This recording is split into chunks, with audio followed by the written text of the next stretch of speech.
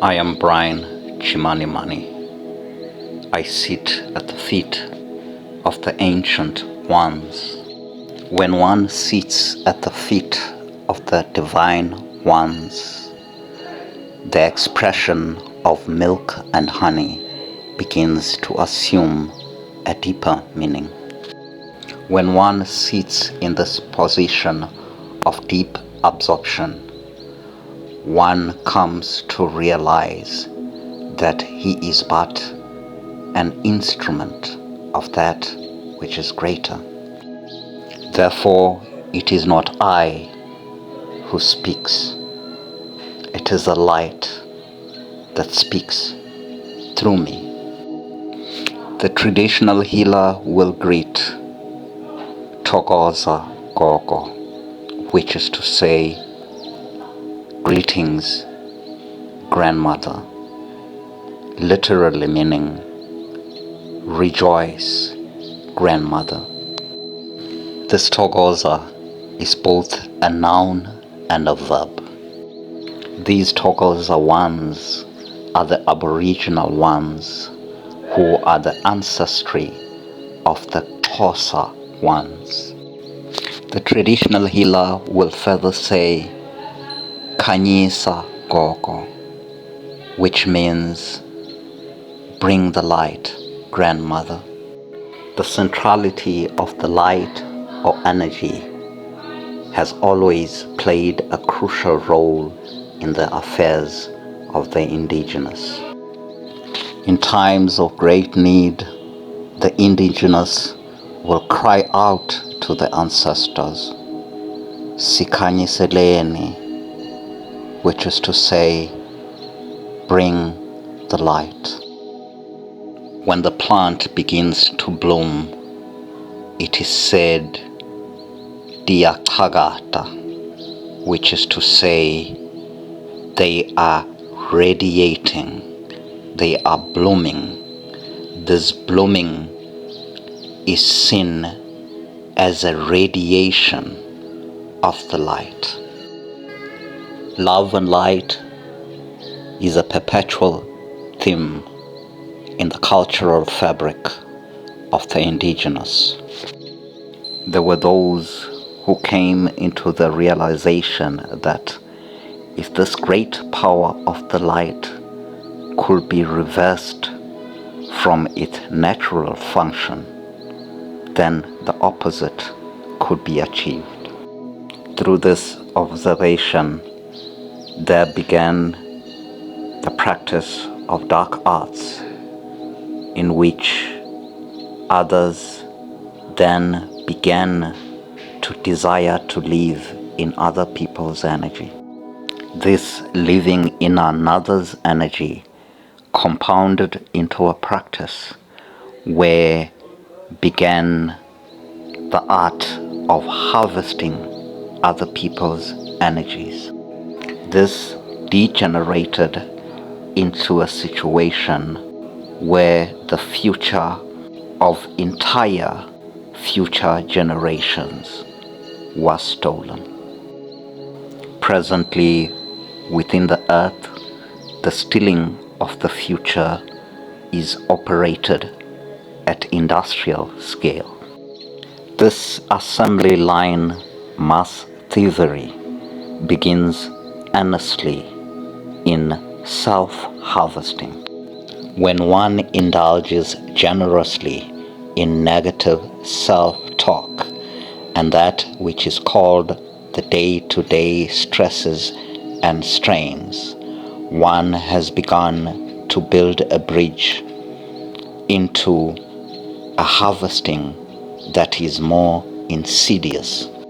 Observe then in an altercation that the one that wins the argument will feel a certain feeling of being puffed up or having a little bit more energy, and the one that has lost the argument will feel depleted and tired. What has occurred in this scenario is that the winner of the argument has harvested the loser. The third level of harvesting occurs when one embarks on a journey to consult one of the energy traders. These sneaky ones who style themselves as the facilitators of the bringing of luck will then assure the client that indeed they are able to bestow luck. When they have expanded the temptation in the client, they will then reveal that the luck does not come out of thin air, but must be acquired from a source. This source is normally a family member or a dear friend. There is a scientific reason why the source must be someone that the client is closely connected to. Imagine then if one wanted to charge a battery and the source of power from which the battery would be charged was located 1,000 miles away. This would create obvious challenges. But if the source that the battery was to be charged from was located right next to the battery, the charging of the battery will occur much more efficiently. Also, one has greater permission in one's lineage than one has in another lineage that one is not related to. The fourth level of harvesting happens at a global level in the greater collectives, be this country, continent, or the globe in general. When sufficient of humanity has gained enough self-mastery, the fourth level then collapses on its own because it is systematic and it is dependent on the ignorance and the inability to deal with the lower levels. The third level of harvesting is the one that needs greater scrutiny, for it is hidden.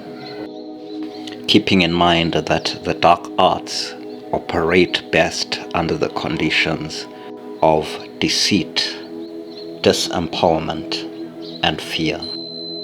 Acknowledging one's greatness then becomes a good place to begin. The question of being chosen does not even arise, for all are chosen. The question that then arises is what you are chosen for. And this relates to the knowing of your soul purpose. Further, the question of being gifted does not arise. The task at hand is to identify your gift, for all are gifted. Imagine then that in all the universes there is none that carries the energy signature that you be. That is how unique you be. This greatness that is being spoken of is not the greatness of comparison. It is not the greatness that needs smallness to be great. This is the greatness that is great because it is great. It is not a greatness that is great because it is greater than. When one has anchored into the sovereignty of self, then one may begin to look around to see if there is nothing slithering in the grass. Like a snake, these sneaky ones will bite at the heel, and before one knows it, the poison engulfs the entire body. Many who have cast their attention into the space have either been tempted to partake in the misuse of consciousness, and some have even lost their physical lives. The wisdom then is to be found in knowing the self and not underestimating who the self be. For if one casts their attention into the space while in fear and disempowerment, it was as if one was presenting self as a delicious dish that has a certain aroma. It need not be mentioned then that the expression being eaten alive will take a whole new meaning. Darkness is that which is not. This is to say that for darkness to be, it depends on the reversal of light. On its own, darkness does not exist. Further clarifying that the darkness being spoken of is the darkness of the shadow type, not that which is the pristine black, which would not be that which is considered darkness of the shadow type. When it is said that Great Spirit brought creation to be from the void, it is this sacred black that is being spoken about. The darkness of the shadow type are the fractures within the continuity of the light fabric. When these fractures gain in mass, they can seem as if they have a life of their own, but this is not so.